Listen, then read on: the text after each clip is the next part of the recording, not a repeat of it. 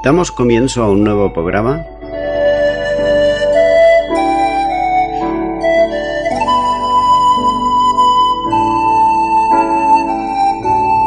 Servidores de Dios.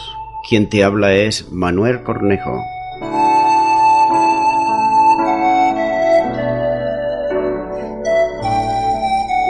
Este es un programa que está respaldado por la Iglesia Evangélica Misión Evangélica de Cataluña.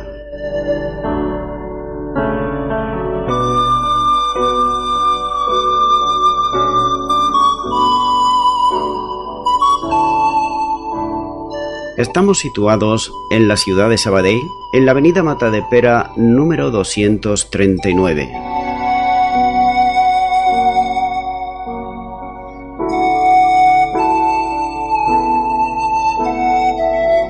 Antes de dar introducción a la palabra de Dios, estaremos poniendo una alabanza.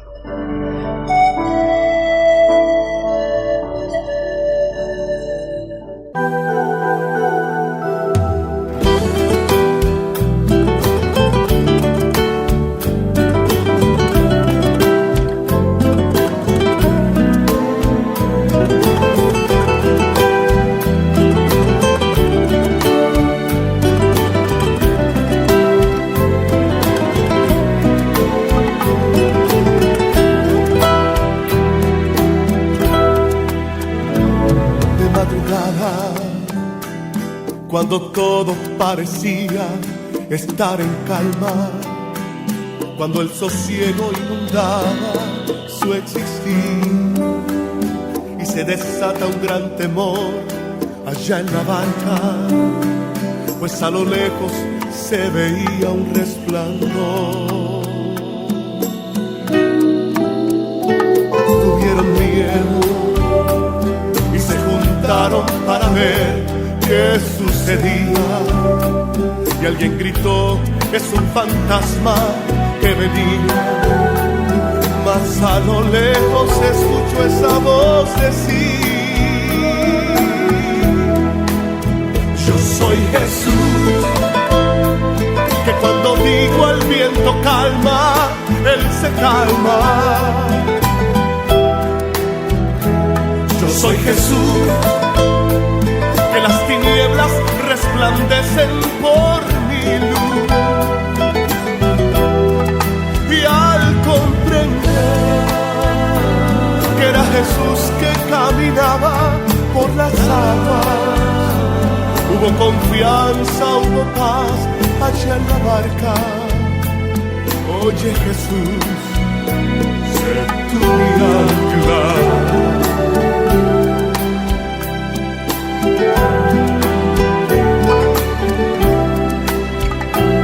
Ya no voy solo por los mares de este mundo navegando. Ya no hay naufragio, pues los vientos obedecen a su voz. Y voy confiado, pues a lo lejos escucho esa voz decir: soy Jesús, que cuando digo al viento calma, él se calma. Yo soy Jesús, que las tinieblas resplandecen por mi luz. Y al comprender que era Jesús que caminaba por las aguas, hubo confianza, hubo paz allá en la barca. Oye Jesús, sé tú mi ancla. Yo soy Jesús, que cuando digo al viento calma, él se calma. Yo soy Jesús, que las tinieblas resplandecen por mi luz. Y al comprender que era Jesús que caminaba por las aguas, hubo confianza, hubo paz allá en la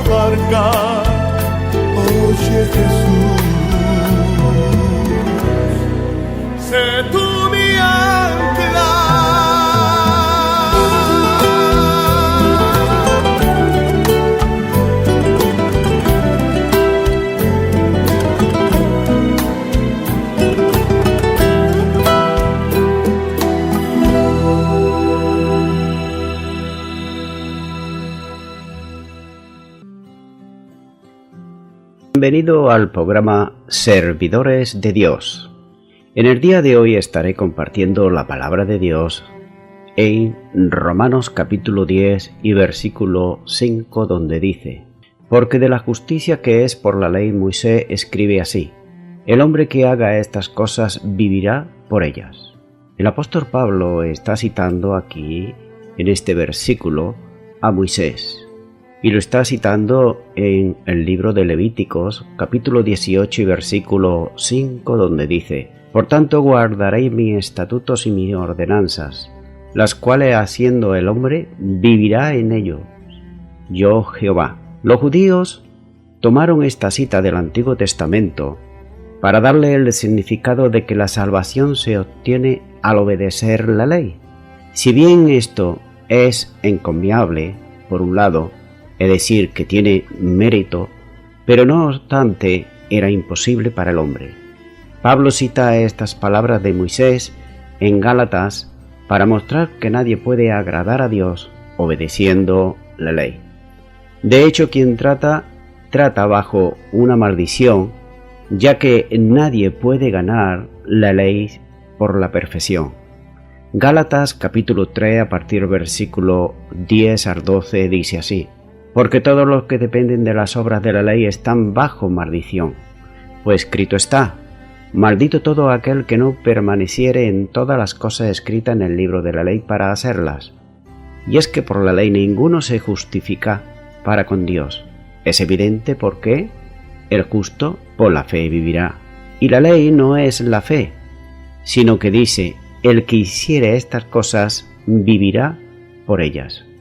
Otro argumento lo encontramos también en el Nuevo Testamento, en Santiago capítulo 2 versículo 10, donde dice: porque cualquiera que guardare toda la ley, pero ofendiere en un punto, se hace culpable de todos. Moisés escribe de la justicia que es por la ley, cuando el hombre que perfectamente obedece la ley encontrará la vida en ella, lo cual es correctamente correcto, pero imposible para el hombre llevarlo a la práctica.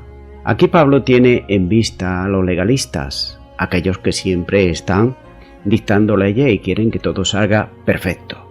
Sin embargo, no se acuerdan que ellos precisamente no eran perfectos, ya que perfecto solamente es el Señor. Los seres humanos somos imperfectos, seres imperfectos, y hacemos cosas imperfectas y nos equivocamos muchas veces. Por tanto, vemos que esto va dirigido a estos legalistas que rechazan la gracia de Dios e insisten en buscar la justicia por sus propios esfuerzos.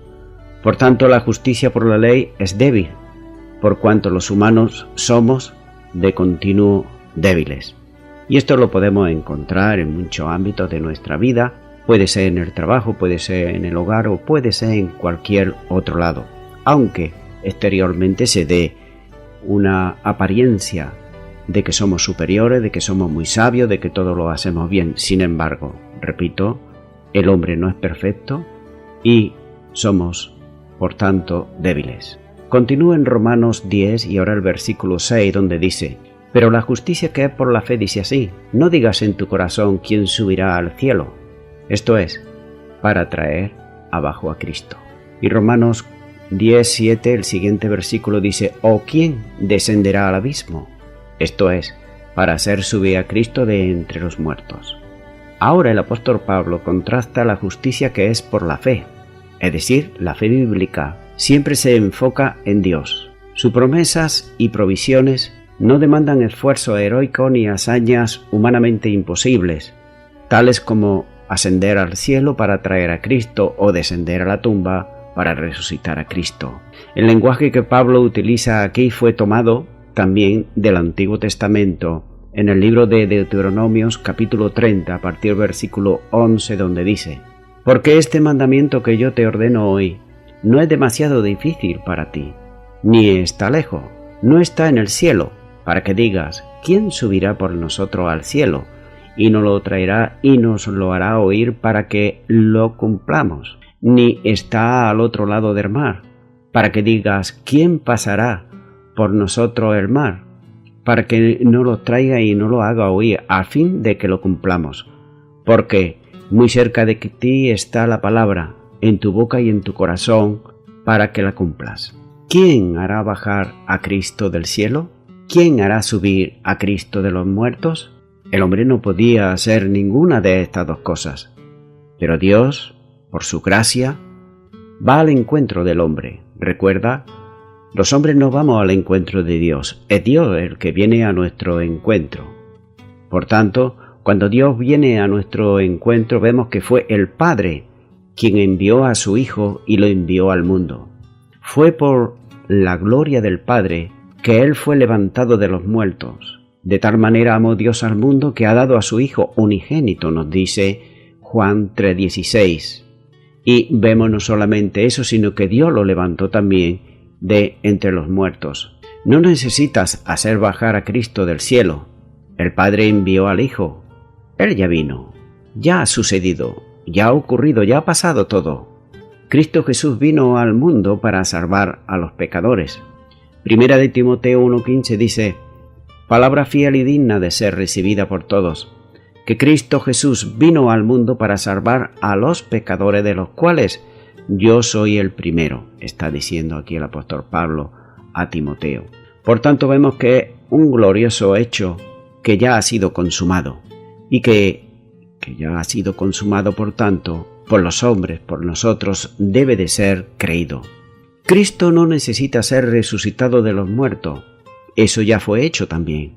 Es un hecho que tiene que ser creído, como nos dice el versículo 9. No hay nada que el hombre necesite hacer, ya que Dios y no el hombre llevó a cabo la encarnación, y Dios y no el hombre llevó a cabo la resurrección de Cristo Jesús, que realizó todo lo que era necesario para la salvación del hombre.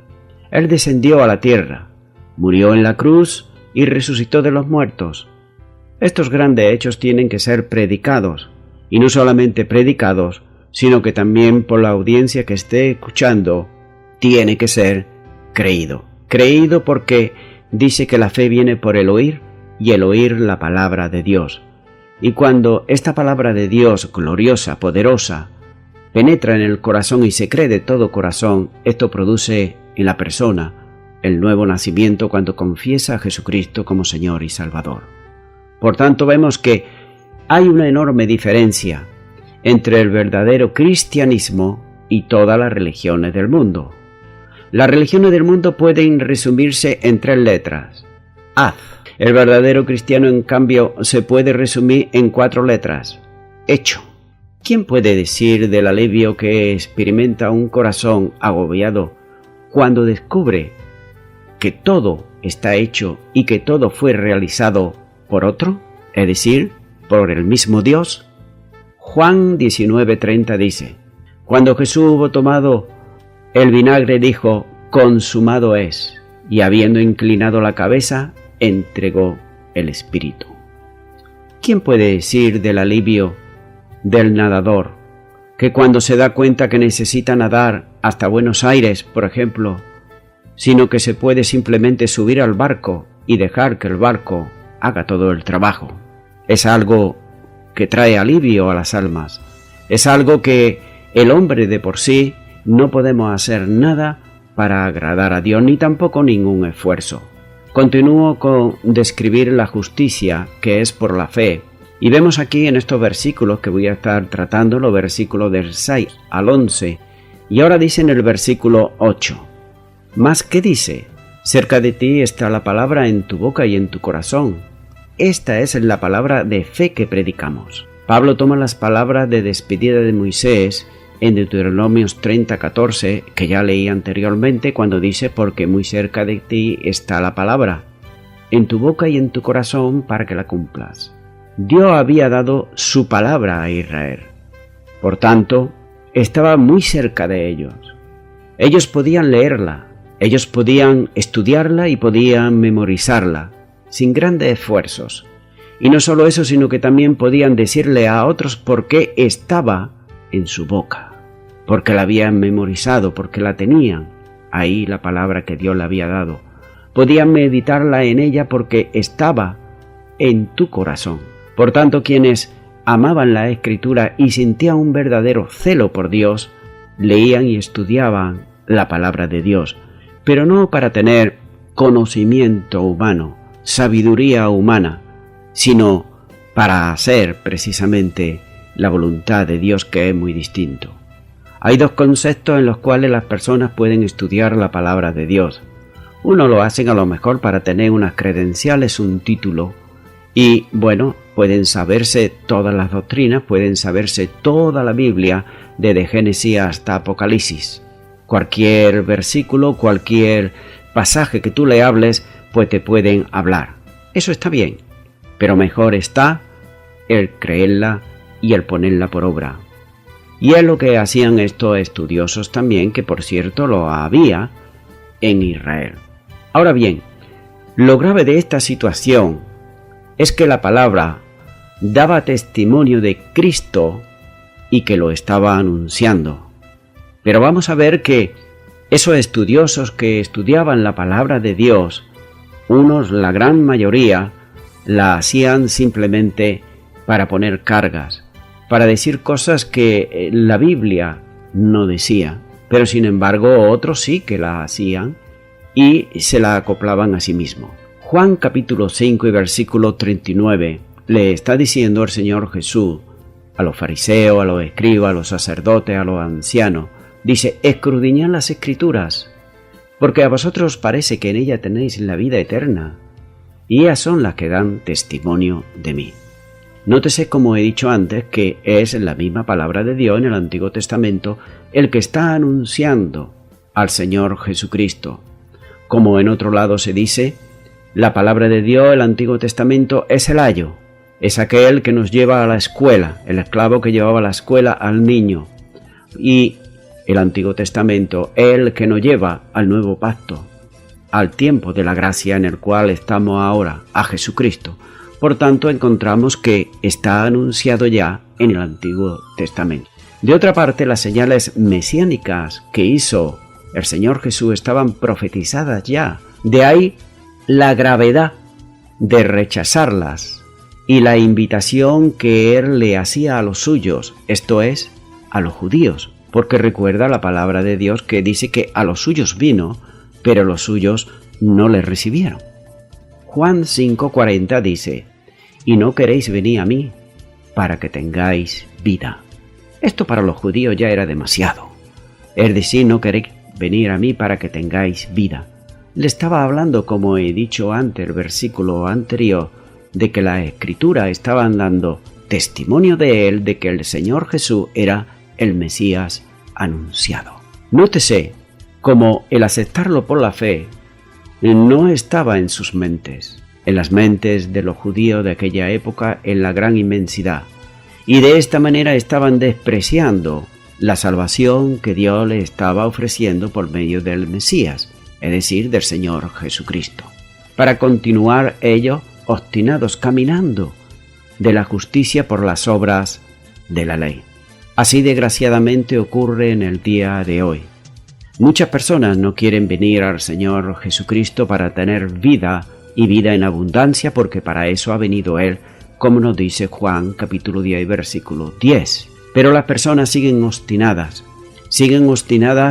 en sus quehaceres del mundo, en sus cosas cotidianas, en aquello que piensan que les satisface. Quizás ellos continúan en su religiosidad, continúan también pensando que haciendo cosas buenas pueden así agradar a Dios, pero no es así como la palabra de Dios nos lo muestra. Por tanto, vemos que sin embargo algunos líderes sí que creyeron al Señor Jesús, y nos lo muestra por ejemplo en Juan capítulo 3 versículo 1 y 2, donde dice: había un hombre de los fariseos que se llamaba Nicodemo, un principal entre los judíos. Este vino de noche a Jesús y le dijo: Rabí, sabemos que has venido de Dios como maestro. Nótese, sabemos, no era solamente él, sino que eran varios que sabían que Jesús venía de parte de Dios y venía como maestro, porque nadie puede hacer señales como tú la haces si no está Dios con él.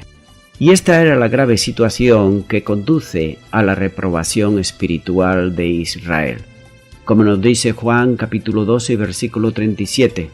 Pero a pesar de que había hecho tantas señales delante de ellos, no creían en él. Conocían las Escrituras y hasta decían amarlas, pero no las creían. Las conocían, pero no las creían. Es lo que acabo de decir hace un rato, que podemos sacarnos un título como un gran teólogo. Podemos sacarnos un título como que tenemos unas credenciales también de que somos pastores o somos esto o somos lo otro. ¿Qué importa eso si no creemos la palabra de Dios y no somos hacedores de ello? Vale mucho más una persona que no tenga tales credenciales humanas, pero que tenga a Cristo en su corazón y escudriñe y busque la palabra de Dios, y no solamente eso, sino que sea hacedor de ella. Por eso aquí los fariseos y los sacerdotes y escribas de la época del Señor Jesús se la daban de que sabían, y de hecho sabían la palabra de Dios, pero no la ponían por práctica.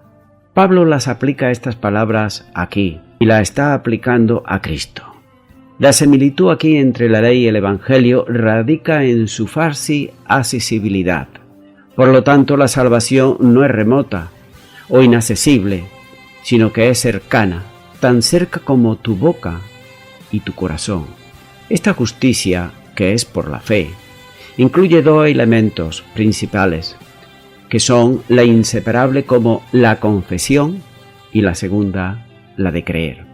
La fe salvadora, entonces, se centra en confesar con nuestra boca lo que creemos en nuestro corazón.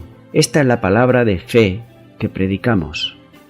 Lo que Pablo exponía estaba basado siempre en la Escritura, y esto todo es una enseñanza. Es una enseñanza para todo aquel que se llame un predicador, para todo aquel que se llame un apóstol de una iglesia, para todo aquel que sea una persona que está ministrando la palabra de Dios y que está enseñando. Siempre su razonamiento, siempre sus predicaciones, sus enseñanzas, sus exhortaciones deben de ir basándose en la palabra de Dios y no en lo que se pueda pensar la persona. Como vemos, Pablo, por tanto, su mensaje era un llamamiento a la fe del oyente, que acepte la justicia de Dios y a que abandone la suya propia. Continúo con Romanos 10, versículo 9, donde dice que si confesares con tu boca que Jesús es el Señor y creyeres en tu corazón que Dios le levantó de los muertos, serás salvo. Este es un versículo que se utiliza muchísimo para evangelizar, y también hay muchísimo para estudiar en este versículo. No puedo entretenerme absolutamente en todo punto por punto, pero sí voy a dar los puntos más principales. ¿Cuál es la palabra de fe que predicamos? Como nos dice el versículo 8, el versículo 9 da la respuesta, que significa, es decir, confesar. Confesar es la palabra griega que se llama homologeo. Homo significa igual y logeo es un verbo que significa decir, hablar. De modo que significa decir lo mismo que otro. Estar de acuerdo con otra persona. El creyente, por tanto, debe de confesar a Cristo delante de los hombres. No debe de callarse, no debe de ser, como se dice muchas veces, un cristiano de la secreta, ni mucho menos, sino que debe de confesar a Cristo, pues en el trabajo, a la familia, a los amigos, en el barrio y por allá donde vaya, ya que no podemos guardar aquello que hemos encontrado. Si realmente hemos tenido un encuentro con el Señor Jesucristo, debemos de comunicarlo, debemos de anunciarlo en todo momento. Mateo capítulo 10, versículo 32 dice: A cualquiera pues que me confiese delante de los hombres, yo también le confesaré delante de mi Padre que está en los cielos. Se trata de la inclusión de una confesión, aquí cuando está diciendo estas palabras, y se trata de una fe prebautismal, a la que estaban acostumbrados los creyentes de la iglesia primitiva. Pudiera ser que, aunque no es necesario entenderlo así, muchos eruditos bíblicos entienden que esa era la fórmula de la liturgia bautismal de la iglesia primitiva. al que se le bautizaba, respondía con esta fórmula de fe, que resumía el querisma elemental, donde testificaba que para él Jesús era el Señor y que había creído en su resurrección. El emperador romano se hacía llamar a sí mismo Señor, en sentido divino, no en sentido humano. Así que podemos hacernos una idea de los primeros cristianos al hacer este acto de confesión y confesar que verdaderamente Jesucristo es el Señor. Podemos darnos cuenta que sus vidas podían correr un serio peligro, cuando no más perdían sus vidas, sus trabajos y muchísimas cosas. Corrían un serio peligro.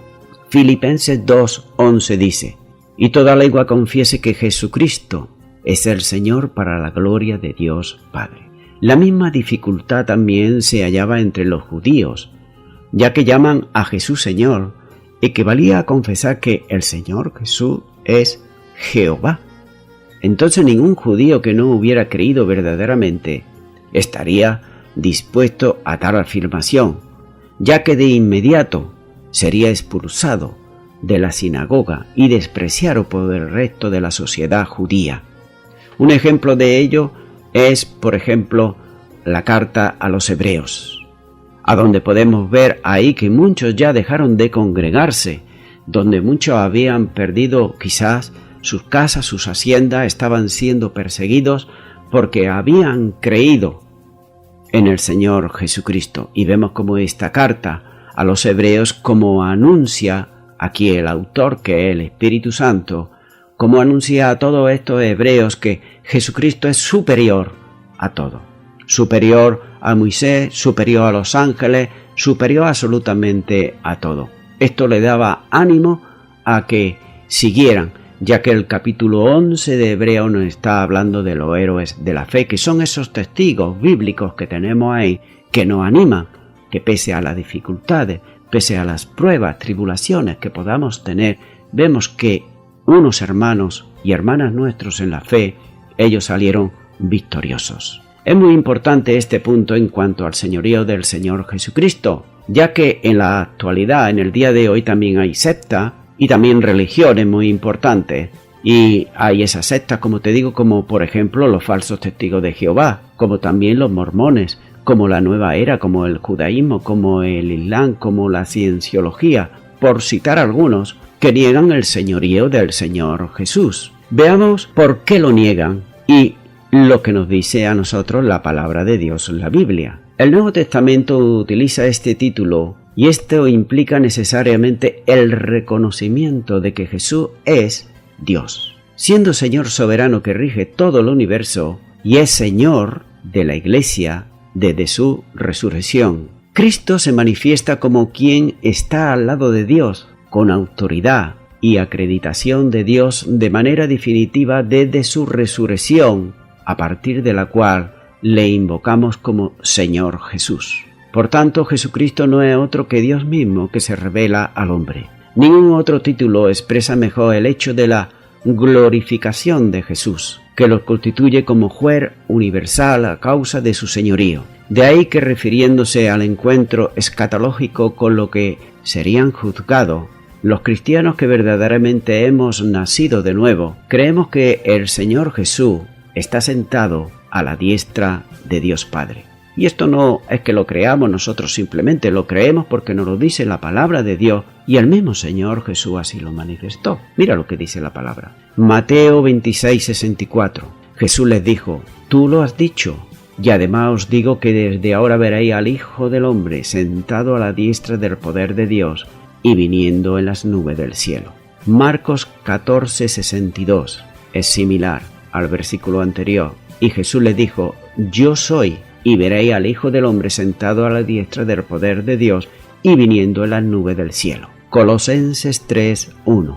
Si pues habéis resucitado con Cristo, buscad las cosas de arriba, donde está Cristo sentado a la diestra de Dios. Efesios 1:20, la cual operó en Cristo resucitándolo de los muertos y sentándole a la diestra en los lugares celestiales. Y Hebreos 10:12 dice: pero Cristo, habiendo ofrecido una vez para siempre un solo sacrificio por los pecados, se ha sentado a la diestra de Dios. De la misma manera, creemos también que todos sus enemigos están sometidos a él, como nos dice 1 Corintios 15:26, y el postrer enemigo será destruido, que es la muerte. Es decir, todos sus enemigos, por muy poderosos que sean, están sometidos al señorío del Señor Jesucristo, porque llegará un día que todos, absolutamente todos esos emperadores, incluyendo Satanás, tendrán que reconocer y doblar su rodilla y reconocer que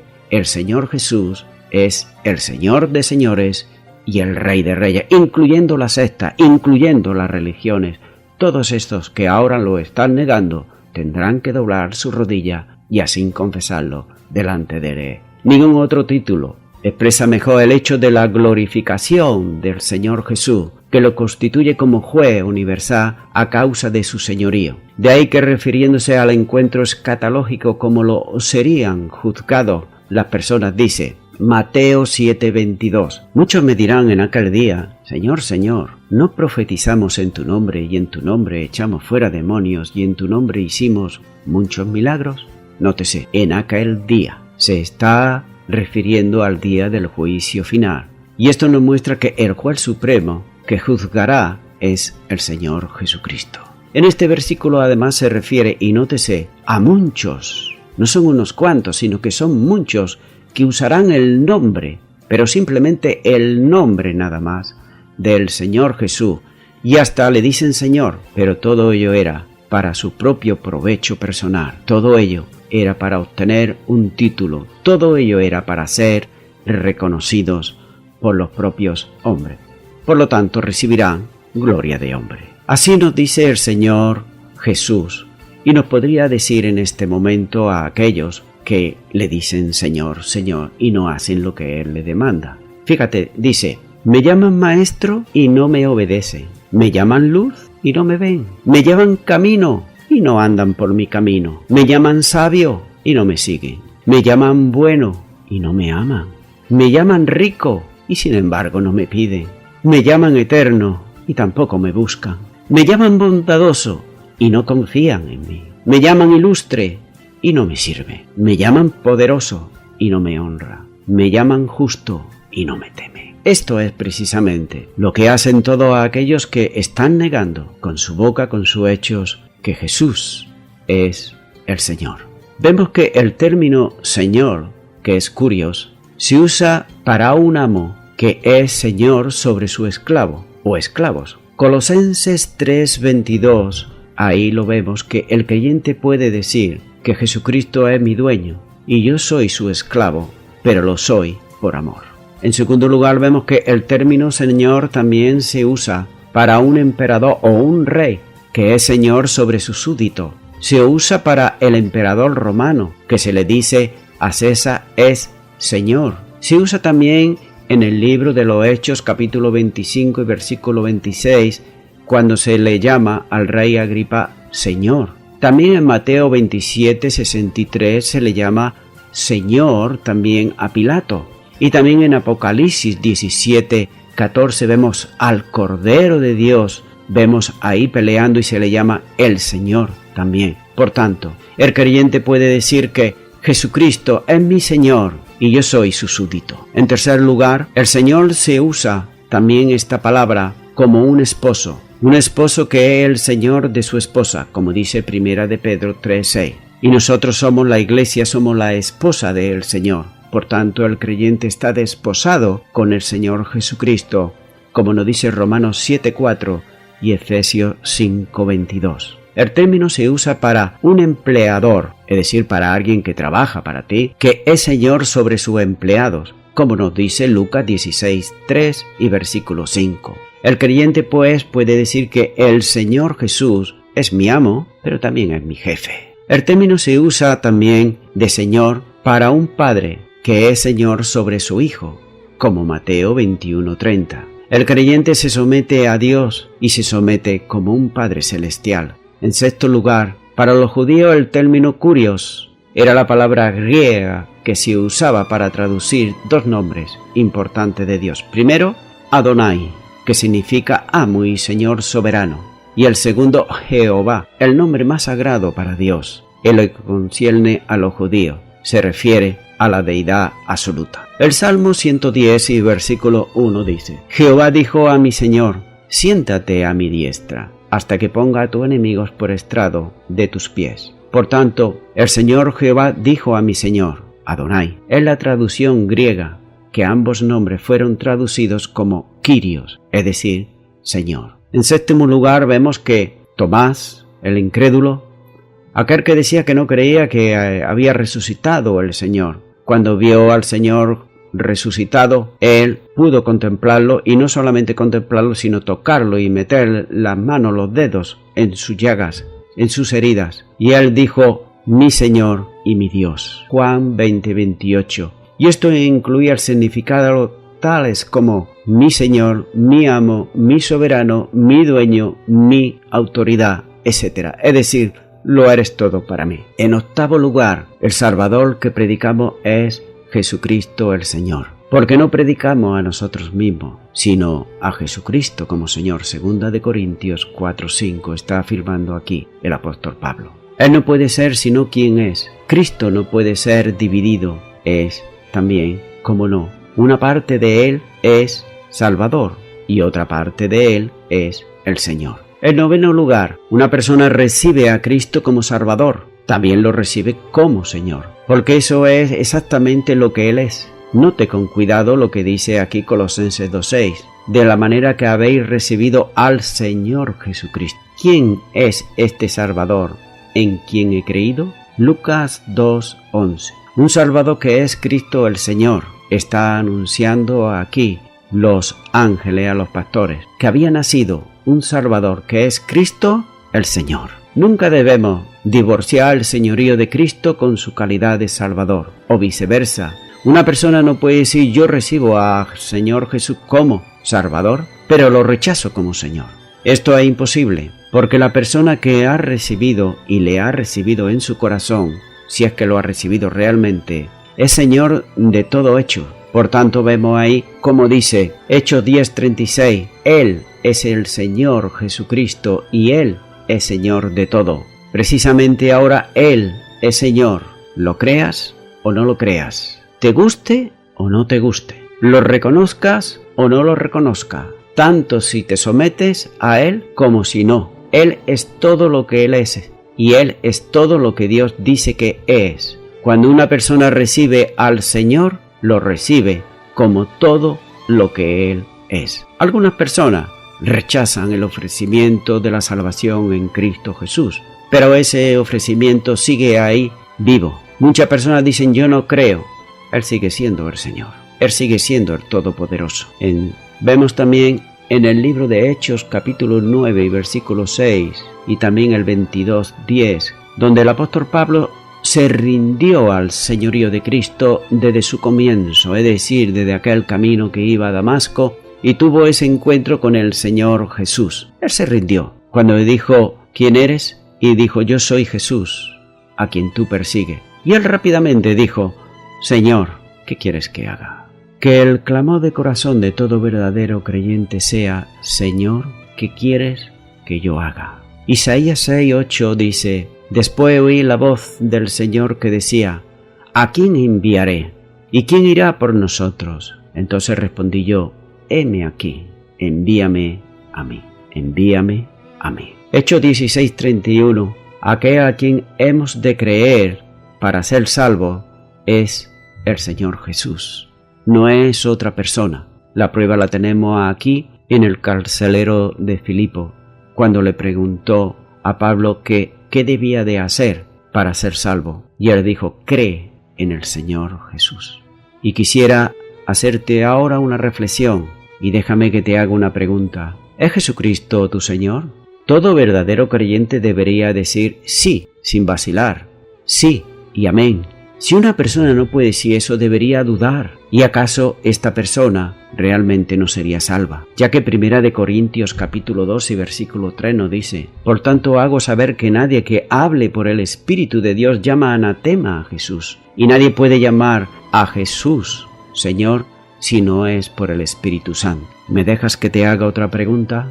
¿Estás viviendo conscientemente con el hecho de el señorío del Señor Jesús en tu vida? Esta es una pregunta diferente, y el creyente honesto que la confiesa debe de confesar que a menudo él es inconsciente. Lo somos. Muchas veces somos negligentes. Con vergüenza pero con honestidad, él diría: muchas veces he fallado en obedecer a mi Señor y en someterme a Él. He fallado en permitirle ser la autoridad absoluta de mi vida, ya que he sido yo el que he tomado las riendas de mi vida y no he dejado que sea el Señor Jesús el que tome las riendas. En y por mí mismo soy muy propenso a resbalar, pero yo sé que el Señor Jesús, y este es el deseo, obedecerle por encima de todas las cosas. Romanos 10:9 dice que si confesares con tu boca que Jesús es el Señor y creyeres en tu corazón que Dios lo levantó de los muertos, serás salvo. Mi amigo, mi amiga que me estás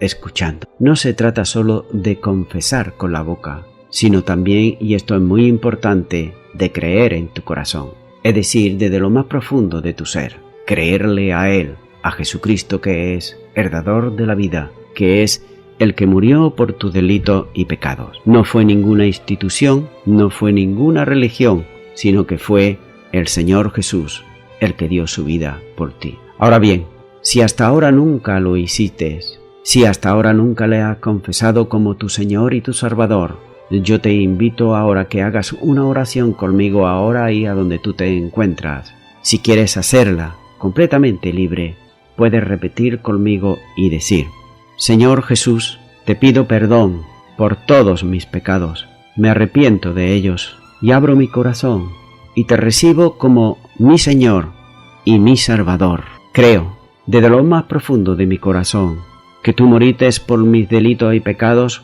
pero que también, como dice tu palabra, resucitaste de entre los muertos. Te recibo como mi Señor y mi Salvador desde ahora y para siempre, en el nombre de Jesús.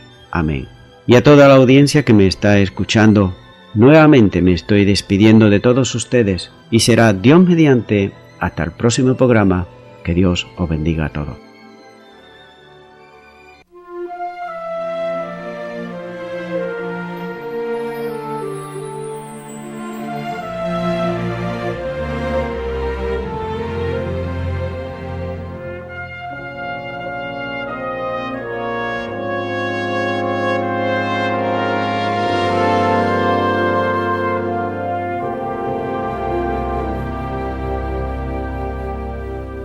Dame oídos para oírte, dame pies y andaré, manos para el afligido, dame fe y te seguiré.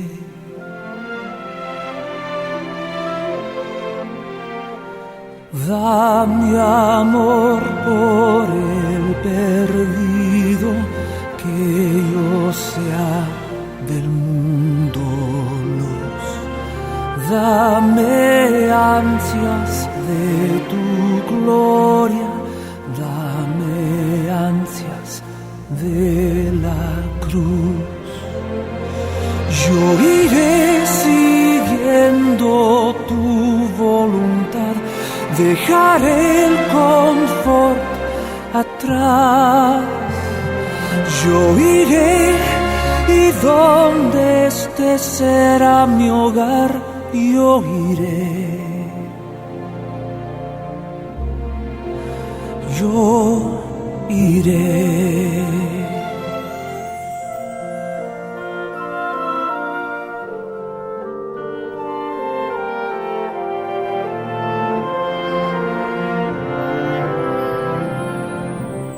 Dejaré mis ambiciones, cortaré cualquier raíz que impida despojarme de lo que no sea de ti, de lo que no sea de ti. Por la fe te seguiré, tu poder yo vestiré, yo iré siguiendo tu voluntad, dejaré el confort atrás, yo iré y donde este será mi hogar, yo iré, yo iré, yo iré, Dios, donde nadie oyó de ti, y por ti yo viviré, yo iré, porque mi vida tuya es, yo iré, yo iré.